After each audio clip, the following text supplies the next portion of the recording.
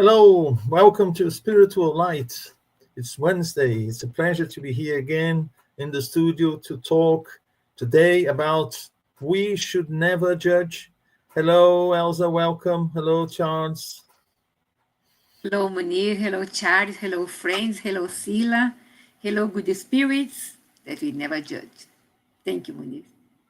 Hello, good morning, good afternoon, good evening to everyone. Immensely happy again to be here together with all of you. Yeah, it is a great pleasure to be here. Today I'm in for Stevan. He's away, so it's just the three of us. But it's a very interesting subject topic once again. We should never judge. And why should we never judge? Let's hear what Elsa has to say about that. Why is it so important not to judge, Elsa? Because first, Spiritism, that we are Spiritists, but Spiritism is a guideline for the universe. Teach us that every soul is on a journey. Every soul is on a journey. You don't know. You have one side of the prisma that you don't see the prisma, the entire border. Right? So this journey is learning, evolving, and healing through countless experiences. Everyone has our own path to go through. So judgment leads to pride. That is totally against charity. When we judge others, we place ourselves above them, which is a form of pride. Spiritism teaches humility. Recognize that we, too, are imperfect spirits in need of learning and forgiveness. Why we that are here and try to judge others? That is not our task to do that, isn't it? So only God sees the whole truth. And Kardec reminds us that humans can only see appearances. We cannot fully know another's past, their inner struggles, on the weight of their trials. Only God and the spiritual laws of justice truly know the intentions of the heart. That is Yeah, thanks, Elsa. So, Charles, your perception about the topic of today, we should never judge. Elsa told it very right. Who are we to judge? We would need some authority to judge. And do we have this authority? That's the first question we have to ask ourselves.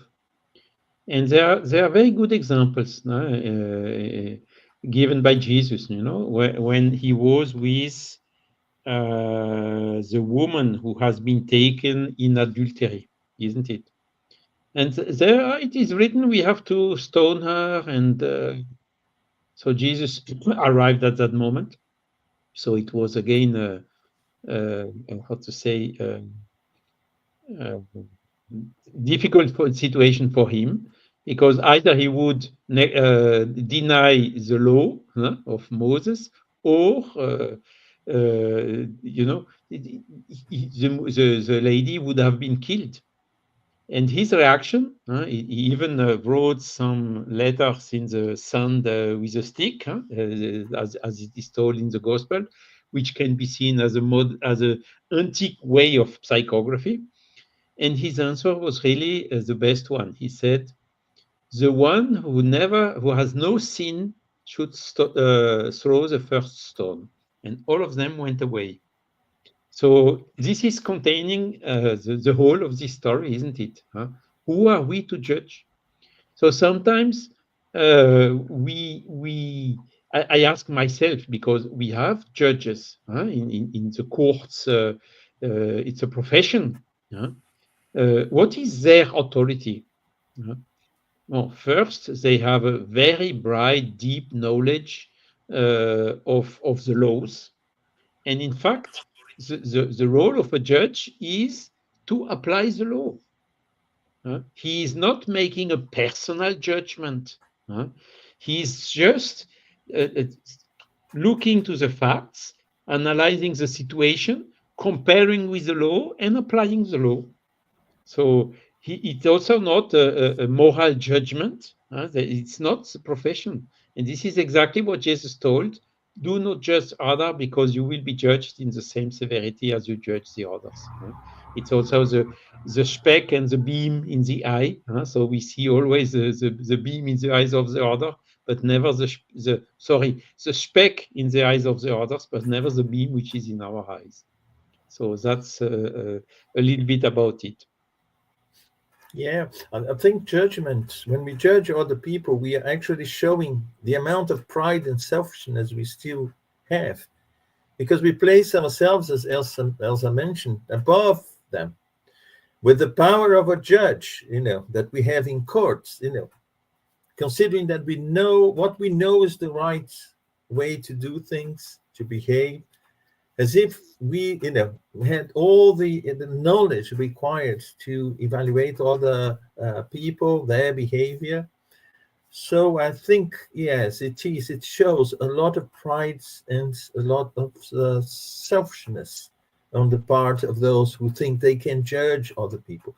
And, if we consider that we are imperfect, very much imperfect still, so our capacity of judgment in any situation is limited. We don't know everything involved in any situation, let alone to judge other people's behavior based on what we see. So what comes into context is how subjective is our perception of the world around us and the way people behave. Do we really have a perception of what they are doing? And there is a little tale, if you allow me to tell that. I like that very much. It's a tale, and the story goes like that. There is a couple, they move into a new flat. And from their kitchen window, they can see the neighbor. They can see the neighbor has a lawn. And basically every day or every other day, the neighbor goes out and hangs on the line the bed linen. And the woman, looking through the window, she says, oh, the bed linen seems to be dirty. Why is she hanging it? She should wash that before. So basically, it goes for, a few weeks like that. Every time they are in the kitchen and look through the window, they see that, the clothes and the bed linen hanging on the line, it seems to be filthy, seems to be dirty. And then they say, oh, the woman, can you imagine what she eats? And how she smells, and so they make a judgment of the woman in different aspects from what they see, until one day the woman gets home and she looks through the window, and she said, "Wow, her bed linen, her clothes are so white, so clean. What happened?" And then the husband tells her, "I got someone to clean the window." So the problem wasn't the woman's bed linen, was actually the window through which, they were looking at her. And it shows very much that our perception is like that. We have lenses in our eyes, and these lenses are very much in accordance to the imperfection that we have, and also to the pride and the selfishness that we have. And placing ourselves in the condition, also in a position superior to other people, to be able to judge their behavior. Do you agree with that, Elsa? Of course that I agree. But Charles' point about Jesus and what you are saying now is as a combination. That is something that I read today. And the person that you judge all the time is a person ill of the soul, and do not love him or herself, and always has something wrong with their health. This is, I said that I read, but I compile things on my way to think, okay? And I wrote mente sana, corpore sano. Because if you don't take care, when you tercerize things, you put in other people's hands, because you're not seeing yourself, you're not loving yourself, you're not taking care of yourself. So you judge others, because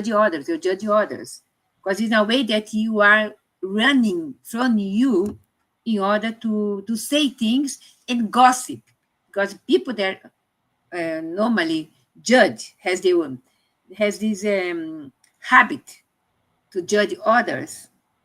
There are someone that are bitter inside, so they gossip a lot, feeding the soul with toxic things. Right? Do you agree with that, Munir? And we need to cleanse ourselves, love ourselves, as Kardec highlights the words of Jesus' words. Judge not, that yet be not judged. To condemn is to invite condemnation upon ourselves. As you said, you see the blick, acho que Charlie said, in the other people's eyes, but don't see in your speck in your other people's eyes, but you don't see in yourself. If someone says things about you, you be furious against the other person, doesn't accept criticism sometimes. And we need to accept criticism and see if it's wrong. Leave the other person. But it's right. Accept it and try to fix your mistakes with yourself. Jesus taught us tolerance, indulgence, compassion towards our neighbor. And judgmental things is something that I really, really run off far, because it's not good to judge others. You see one side of the prism, as I said at the beginning, but you don't see the entire panorama. As Charles pointed out very well, only God is entitled to judge, because he created us. He knows about our deaths, our problems, our defects, our mistakes, but God didn't judge us, but give us the new opportunities to fix our mistakes. As I said, because every soul or every spirit is on a private journey, we can say assim. But you have to put in practice what you are evolving every time. If you are far from Jesus' teachings, far from spirituality, you are someone that is not good in order to be so material, no? But we have to be malleable. We have to be spiritual. We are spirits. We have to be spiritual. Condemning people, never deny the principle of spiritism, progress our life as well. Yeah. And some people also, they say when they analyze this situation, people who usually criticize and point the fingers at other people, that they are actually projecting themselves onto other people. So what they see is actually something in them that they don't like, but they want to hide. They don't have the courage to face that.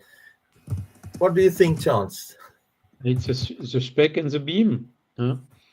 And Kardec analyzed this very well, because he wrote that a reproach we do to someone may have two motivations behind it. The first is motivation can be to suppress evil, and the second motivation is to discredit a person whose acts are being criticized.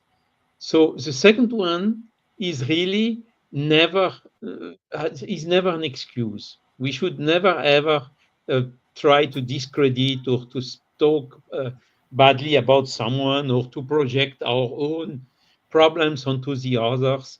This has never justification. Yet the first one has some justifications. When something is wrong or something is evil, what shall we do? Shall we stay? Oh no, I cannot judge, so I will stay quiet and not say anything. That's also exaggerated. And if you want to follow the example of Jesus, Jesus was talking quite strongly, finger pointing even to the Pharisees to denunciate their hypocrisy. And he did it with very strong words, isn't it? So he gives an example. Shall we follow this example? Of course, we can say, no, Jesus had an authority that we don't have. That's sure. But what do we do with our children when they do something wrong? We tell them. So we have to act when something is wrong. And in the Kardec went even further in the questions to Saint Louis, no, the spirit. He asked, is it can we how to say reproach something wrong to someone? And Saint Louis gave very well answer, very good answer. He said it depends on your intention. Again, as it was, if it's to discredit a person, no. But if you eyes in eyes with this person, try to make him understand that this person is doing something wrong, that's another thing.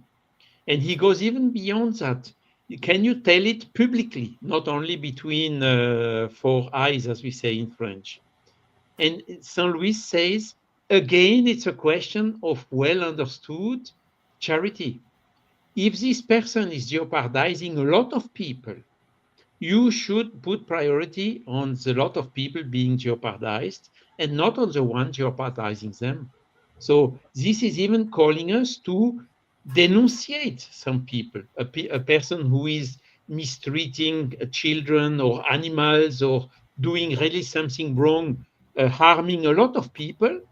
We should not stay quiet. We should even denunciate him to the police, or even when there are some forms of violence, denunciate him before there is a murder or something worse happening. You know, everything is a question of understanding well what is the purpose and the intention. Because if we hiding us because no, we should not judge. Huh? Give up completely our discernment, that's also not the right thing to do. When something is wrong, it's wrong. So we have to work in order to bring it to a better situation.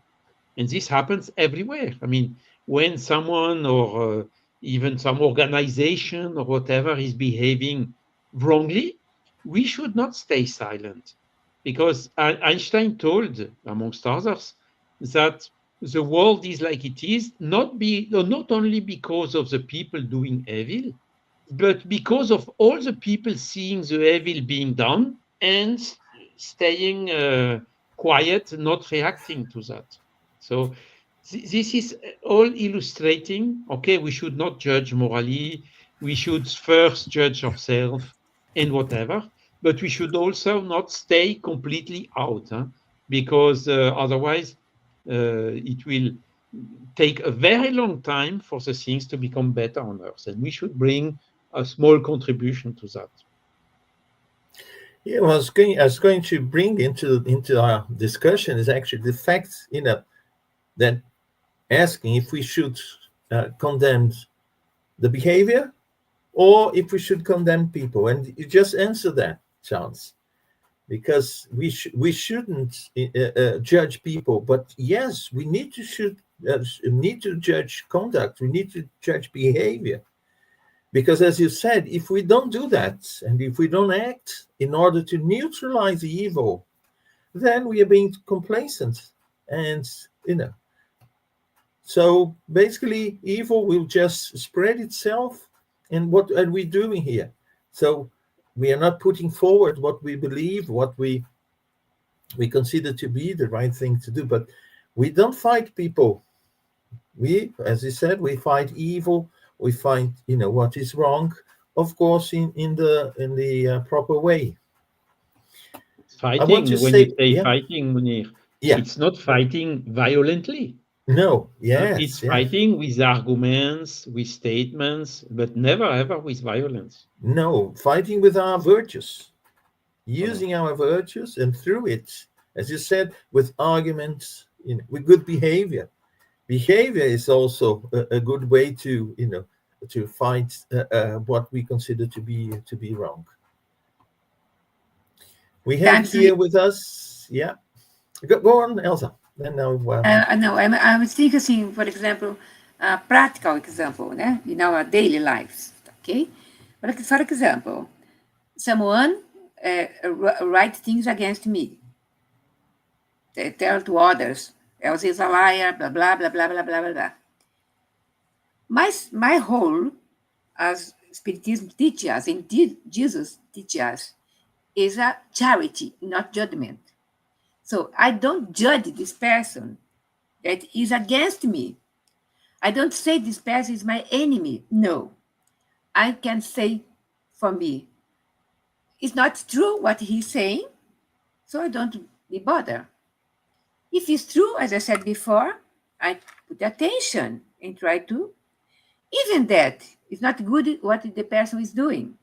But I don't know the situation of the person, the state of his mind, the financial problem that he has or she has, the marital problems or couple problems or family problems that he is facing. So I can diminishes the penalty that I should, perhaps in my mind, judge. I diminishes, I forgive, anticipating something, I forgive before. Otherwise, I'll pick up this rubbish and put in my shoulder. And I will be ill because my pride was hurt. Yeah? I'm not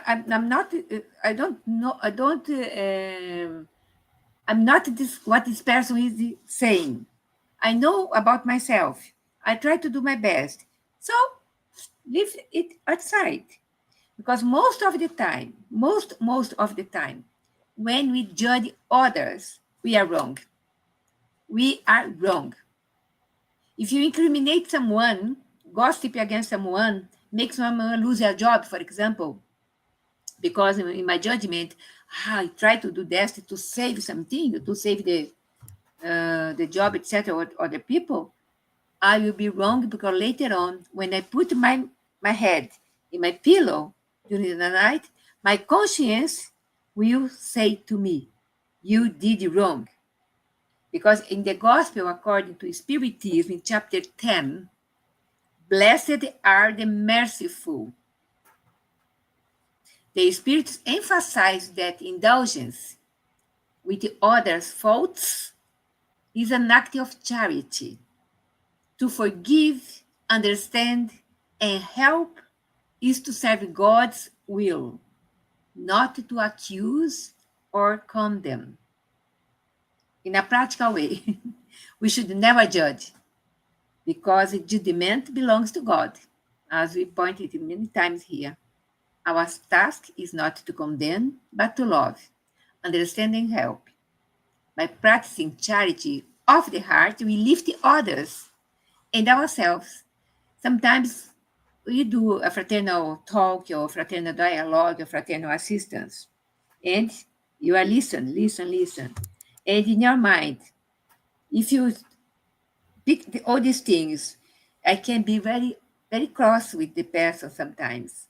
Why the person is not seeing what she or he is doing against himself, talking about others, judging others, and gossip to me, for example.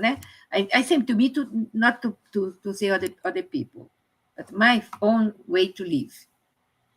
The most important is when I go, then I don't mirror the person, but I say to the person, try to calm down and see the good points in the person that you are gossiping or judging, and point to good things, because everyone, even the barber, even the murderer, they have good things into their hearts that we can pick up and make a link with the benefactors in order to be helped. We are going so far from talking about these kind of things, but that's what I'm thinking. No, I think it's part of it, yeah.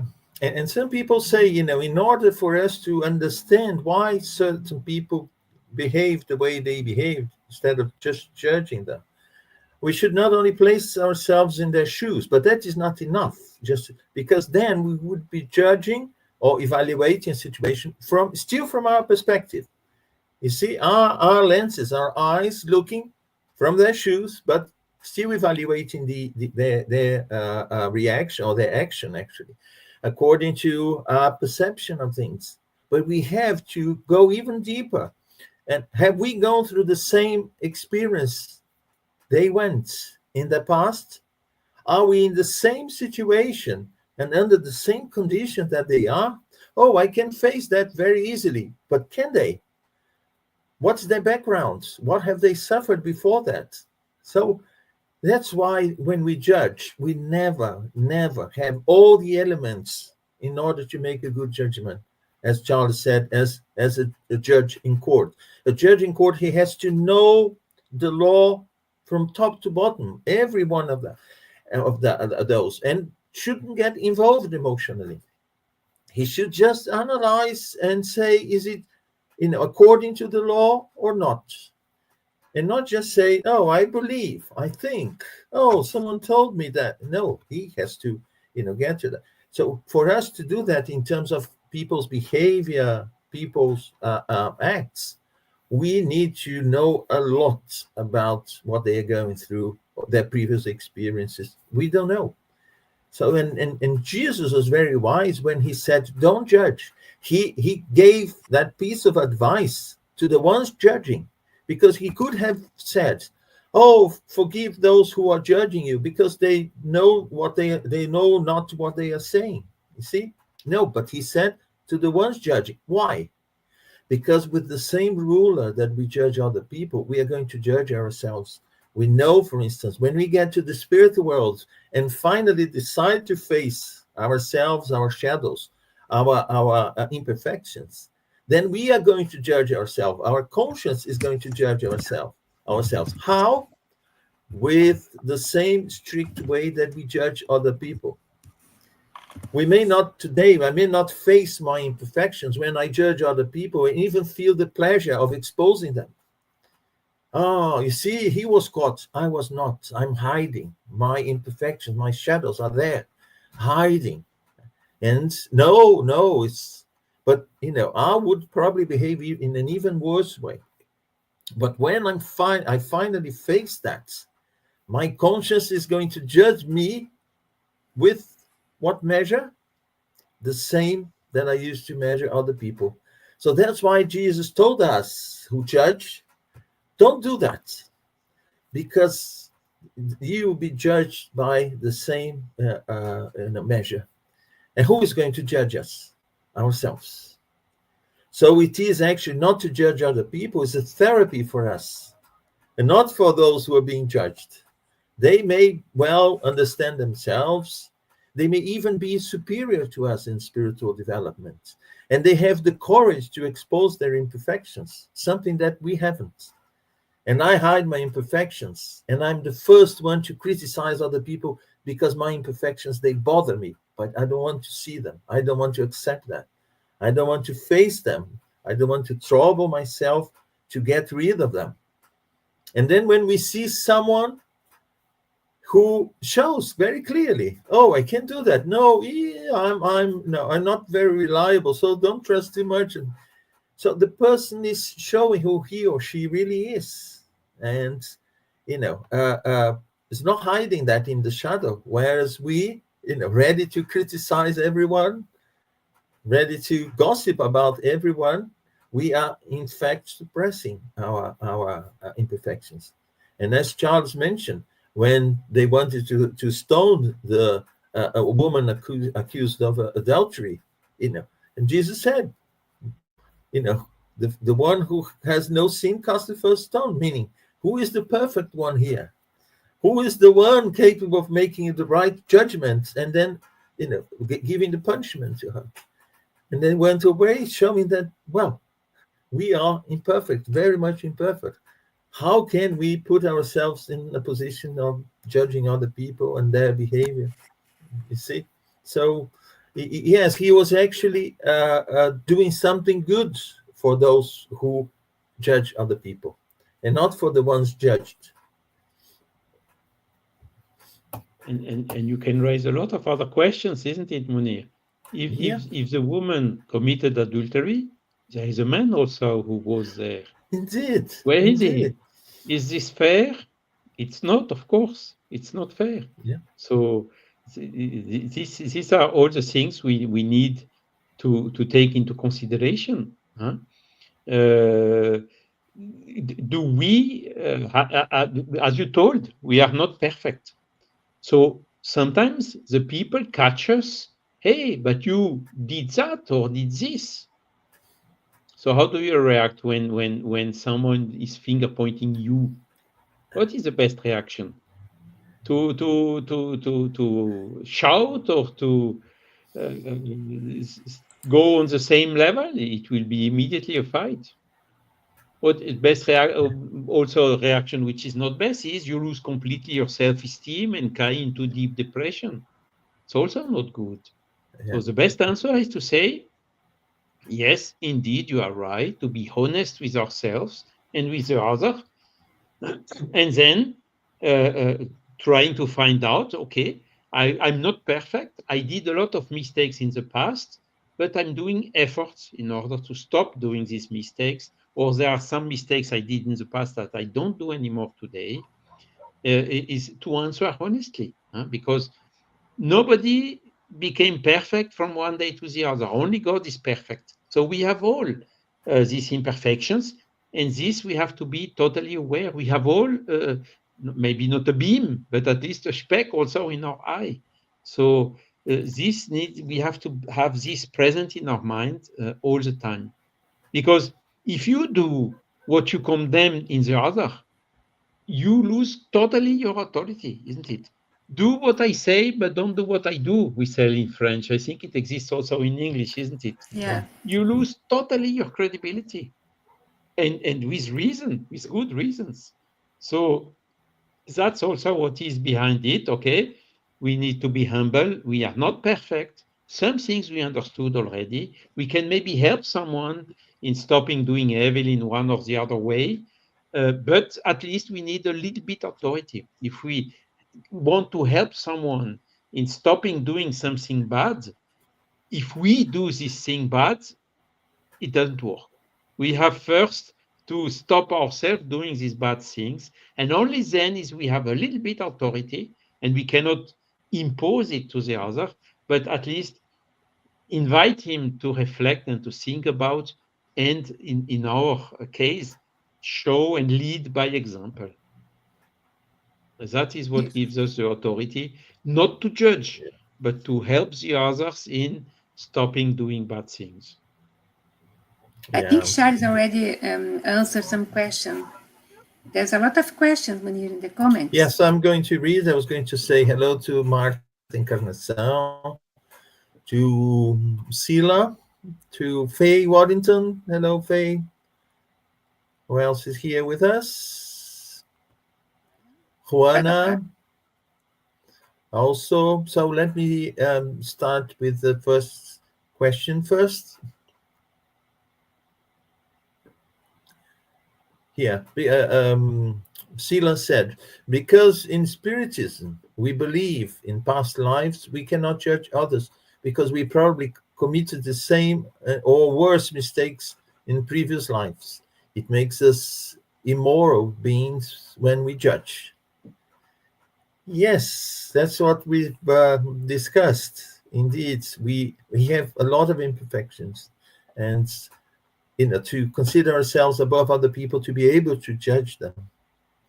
And as you said, Charles, people get furious when they are caught in one of their, or one of their shadows is exposed, and they react in a total denial, or they get really aggressive, when they are caught, because they deny that they have that. So they are the first ones to judge other people, you see? And all of a sudden they are caught in the same, or even worse, as Sila said, mistakes, and wow. And of course they lose the credibility as well. And we have a lot of examples of this in the modern Pharisees, isn't it? Indeed. Yeah. In France, there is a recent episode which is quite interesting. No? Some political leader, I will not give the name, saying, when someone is caught in doing something which is not correct, he should be forbidden to candidate for any election for the whole life. And guess what happened? That person was caught in doing exactly such things and is now claiming why did they condemn me for only 5 years ineligibility? So it's a very good example. But Yeah. what I think also amazing is the people, they don't see it sometimes. Say we are good, maybe too good, maybe sometimes we forgive, we forget the things. But we should be a little bit more, how to say, as Einstein Rigorous. told, so let's be more rigorous. Yeah. Sorry, you were caught, you told it, so now please take responsibility upon what you did, and that's it. But no, the people, they go, they deny, and no, it was not true or whatever. Well, at the end, it's the pressure. When it gets too big, they disappear. But it takes time, and that is, how to say, one of the biggest problem we have in the world nowadays is corruption. So we should not, how to say, stay silent in front of corruption. We should really denunciate it, finger point it. When you see the misery in the world, we have something like several hundred millions of people who have not necessary food daily or water to drink or whatever. And when you check in which countries you have most of this population, it's also the countries with the highest rate of perception of corruption. So corruption is something that we need really to fight against. We have to be merciful, we should be full of tolerance or whatever. But again, when you have 100 million of people uh, starving because of some corrupted people, you should not stay silent. You should see the interest of these millions of people before seeing the interest of those who are really, in an obvious manner, being corrupted. So Yeah. this is clearly inviting us to not to judge morally, not to judge with violence or whatever, but also not leaving the things just doing. Oh no, I cannot judge, so it's not good. Corruption is not good, but since I shall not judge, I shall stay silent. That's all. It's not like this that our world would progress. Yes, indeed, Charles. Yeah, because one thing is not to accept certain partner behavior, and the other thing is actually not to accept people, because Voilà. we should not judge people, but we should evaluate and, of course, work towards eliminating what is wrong. We have to eliminate what's wrong, not to eliminate people. As we said, not to fight people, but to work against what is wrong. Otherwise, things will never change. The example I gave, for instance, what would be the best behavior when someone is caught by facts, evidences in doing something wrong? If the person denies, how can you trust such a person? But if the person says, yes, I admit, mea culpa, no, and moves away, that's then totally different. It shows some very good aspect of that person, albeit the mistake this person has done, because this is important. God does not want us to suffer or to be condemned or put in jail or in hell or whatever. God wants us to become better, and that is a way to evaluate also how the person are behaving when they are caught in mistakes. Yeah. We have one Because more Ila is right. question, In I the think. past, we have been probably also corrupted. Oh yes, all of us. Yes, as Sila mentioned, we don't know our past. We know we were worse than we are today. That's Exactly. for sure. And even worse But than what we are condemning today. yes, who knows? Yes, indeed. And perhaps we are condemning something in other people that we don't have the courage to see in us. That's why Exactly. we shout, and condemn them. Sila again. Oh, guy, I will now mix the pot is always ready.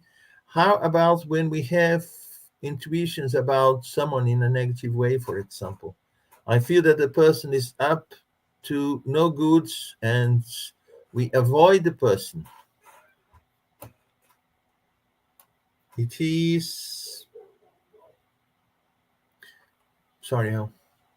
A very fine line between. Yes, a very fine line between following your intuition and judging someone. Does anyone else or Charles want to answer, I Silvia? think there is a continuation. Okay, let's. How do we keep our thoughts clear from mixing our intuitions against negative and not judging someone or our intuitives? Pray. Don't jump in conclusions without really pray. Make a silence. Ask benefactors help you to do less mistakes, because we do mistake anyway, but we can diminish some mistakes, and really be careful with the judgmental thoughts, because only God knows about us. You don't know entirely about the others. I don't know about the others entirely, because a lot of things, and we see good messages from the benefactors. A man was in front of a window full of sweets. A poor person with the hugs clothes, and he was seeing, and someone said, "Oh, he's preparing to go there and stealing things." So people are around and took said to him, "Go, go, go, go away." And someone, the other side, was seeing what was going on, and approached to the person and said, "Why you are there?" Because today is the birth of my daughter, and I would like to have something for her, but I don't have a penny. I stay all day long, try to find a job, a cleaner, do something. So the person entered in the bakery with the poor one and brought a lot of things for him. So one judged precipitately, okay, and another one went there and talked to the person.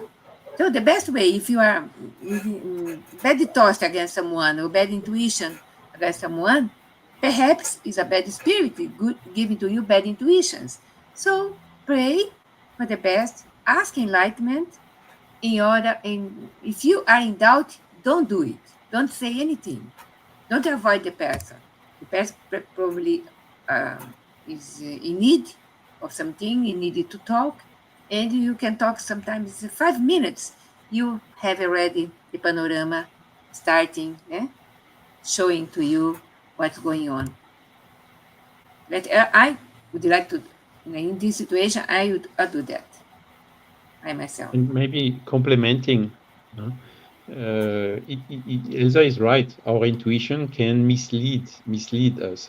They are not. It can be something suggested by a spirit which is willing to harm you or that person on which you are feeling an intuition. Now, okay, we have to be pragmatic also. When you have to do something and to select someone to help you or whatever, you will naturally go in the direction of someone in which you have trust. If you have a negative intuition, the trust will be reduced. This does not mean that the person in which you trust is better than the one you don't trust. Because the thing is also not to judge is like this. Okay, I have a bad intuition, so I definitively classify this person as no way. This is also wrong. We should, okay, keep it. Okay, I had a negative intuition. I will put this in a kind of memory binder, whatever. Keep it and then observe. Continue checking the facts. Is this person really behaving according to the intuition I had? Or did I mistake myself? You have always to be open in all the scenarios, And sometimes it happened with me several times already. Some person on which I had not a good impression at the first sight, at the end revealed to be very good persons in which you can trust, So this is also the fact not to judge in the precipitation too quickly and classify some person in a kind of category on which this person is not. But of course, you cannot deny your intuition. So you have to take them into account in this global analysis. And of course, as Elsa told, asking the help of the mentors is also very advisable in such situations. Yes, and even if the intuition is genuine, why am I having this intuition? So you decide, is it for me to be able to act and do something good in being in contact with this person? Or, what's the purpose of that? If we believe that there is a meaning for every situation in life, what's the purpose or the meaning of being there? Because if we start to have intuition, then we will be selective. And this is one topic that I was going to bring here. We create barriers. This is a way of creating barrier. Oh, I have an intuition or a gut feeling that that person shouldn't be trusted. Or so we start to create barriers. Or if we are constantly judging people, we create barriers. So instead of developing and giving the way, to develop something nice, something healthy, we end up, creating all these barriers, putting all these barriers in life, wherever we are, because we, rush to judge people or rush to create, a profile of that person, and sometimes with ready-made decision. Oh, that person is this, that person is that, and we based our reactions in what we think, and again, it's not, may not be the right perception. Martha wrote something very interesting, Munir. Yeah. Martha, is the last message. Because a lot of messages, né? But yeah. And Faye as well said good thing, but Martha, everyone, Joanna, but Yeah. Martha. Hello, Martha. You should give a chance to the person, but with caution. Exactly. Yeah.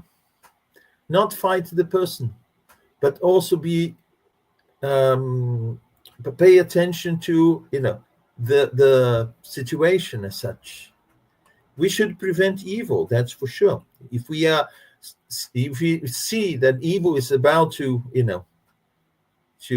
come, we need to do something. But we should always look at the perpetrator, at the person, with different eyes, with charitable eyes, with indulgence. Let me just go back where we stopped. We have Juana. Unfortunately, we are imperfect beings, very low on the totem pole of the evolutionary wheel.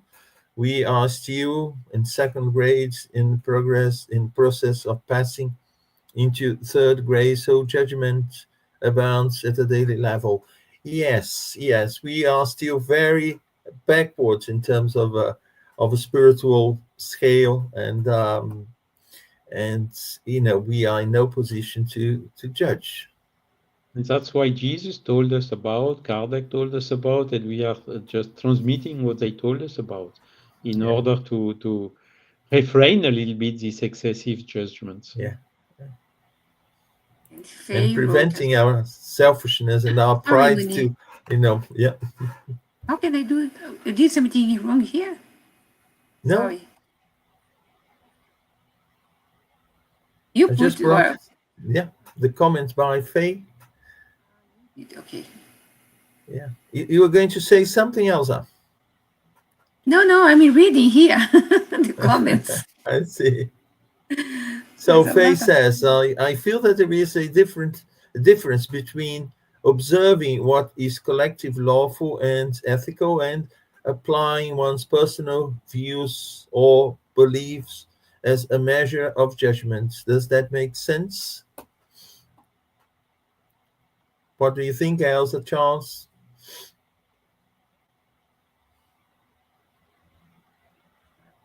Yes, I mean, and in order, because we need to be capable to make difference, to discernment about good and evil, isn't it? And since we are not perfect, we are sometimes making mistakes in this discernment, in this evaluation. And that's why in the Spirits book, amongst the first book that Kardec published, there is a third part about the divine laws or the moral laws or the natural laws. And this is, how to say, a very good guideline to help us to understand what is really, as Faye told, collectively or universally admitted as being good or admitted as not being good. Because the Spiritist definition of good and evil is good is always which is in harmony with the natural laws, and the evil is always which is not in harmony with natural laws. So we need to know the natural laws in order to discern what is in harmony, what is not in harmony, what is good and what is evil. And we need also to stay humble. We can be misled. Now, these moral laws that Kardec brought, he developed also in the Gospel according to Spiritism, comparing with the moral teaching given by Jesus. As I always said, we should have the Quran according to Spiritism, doing the same with the moral laws in the Quran or in the Vedas or in the Buddhism or wherever, because all these moral laws are consistent among themselves. And that is what you have to seek, this universal concept of what is lawful and ethical and what is not. And that is then helping us in evaluating a situation. Is it really in line with all these universal moral laws or not? And there are some elements we have already where we cannot make mistakes so quickly. If someone is behaving egoistically, selfishly, or if he's behaving with charity, with goodness, it's very difficult. We will make a mistake in such evaluation. So this is, of course, Faye, it makes sense, yes, to seek what is universal rather than trusting only our personal views on it. Good. I don't know if I answered the question, but I think that's it.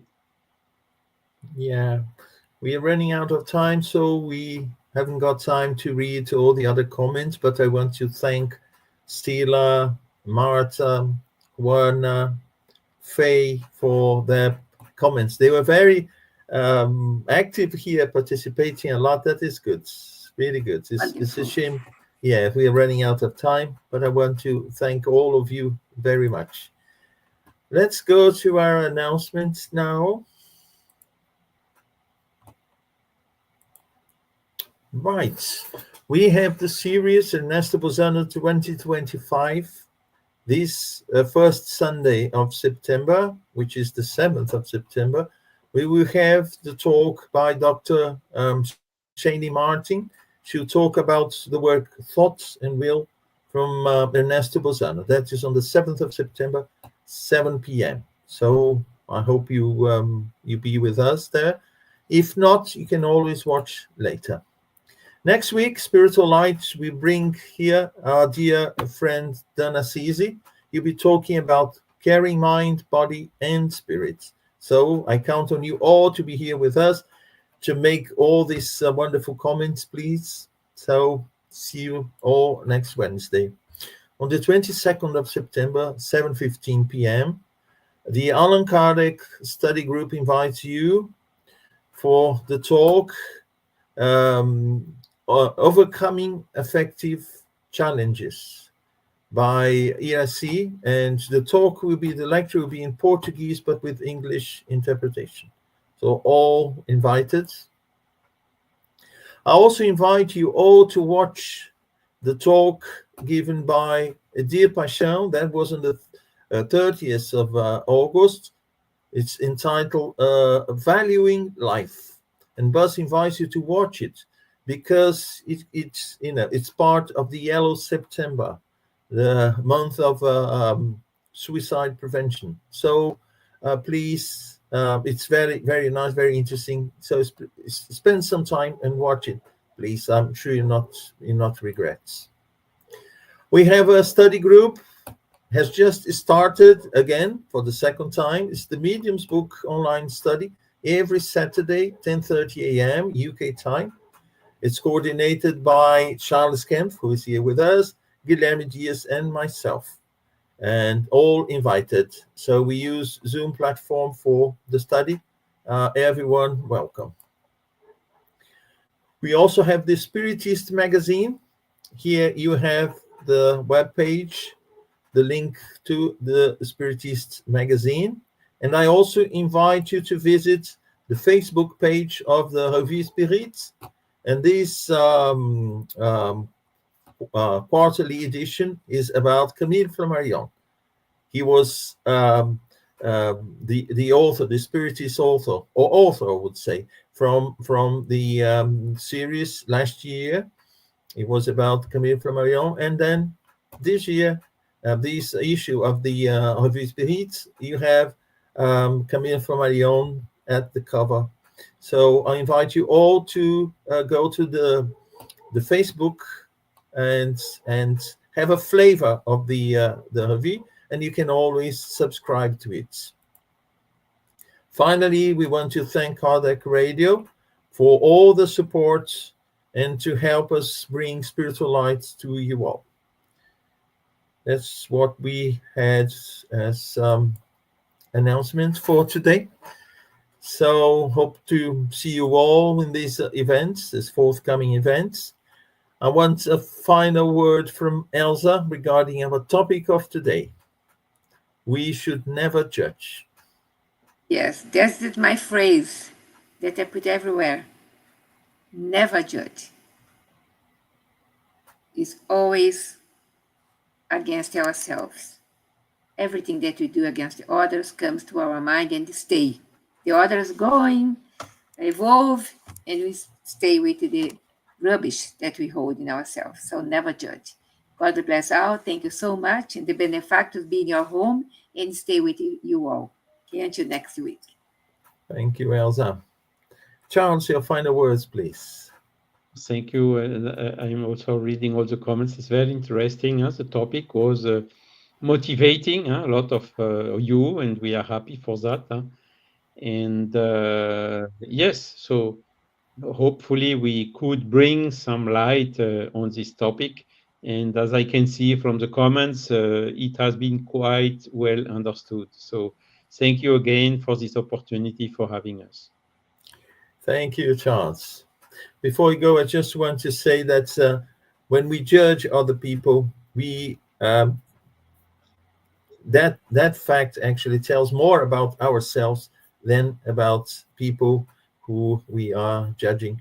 So if we, are inclined to judge people, just let's pay attention to the reason why we are doing that. What are the reasons inside us that we create these needs to judge other people in us? And if we work in that, we will be making a great progress. So I want to thank you all and thank Elsa, Charles, all those who manifested themselves here with this wonderful comments. It's very nice to see the comments and to see people participating. This is the purpose of Spiritual Light, and hope to see you all next Wednesday. And for now, so bye-bye. God bless. Bye. Take care. Thank you.